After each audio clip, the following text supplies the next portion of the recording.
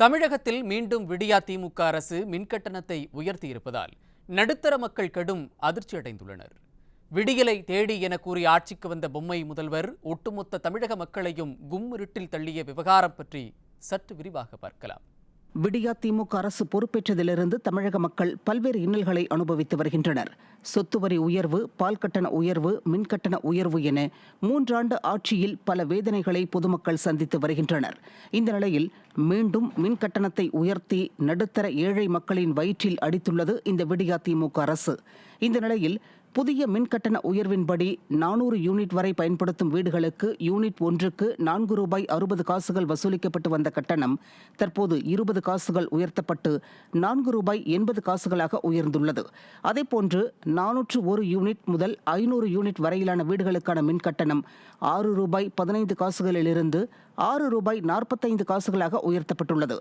501 முதல் 600 யூனிட் வரையிலான வீடுகளுக்கான மின் கட்டணம் யூனிட் ஒன்றுக்கு ₹8.15 ₹8.55 உயர்த்தப்பட்டுள்ளது. 601 முதல் 800 யூனிட் வரையிலான வீடுகளுக்கான மின் கட்டணம் யூனிட் ஒன்றுக்கு ₹9.20 ₹9.65 உயர்த்தப்பட்டுள்ளது. 801 முதல் 1000 யூனிட் வரையிலான வீடுகளுக்கான மின் கட்டணம் யூனிட் ஒன்றுக்கு ₹10.20 ₹10.70 உயர்த்தப்பட்டுள்ளது.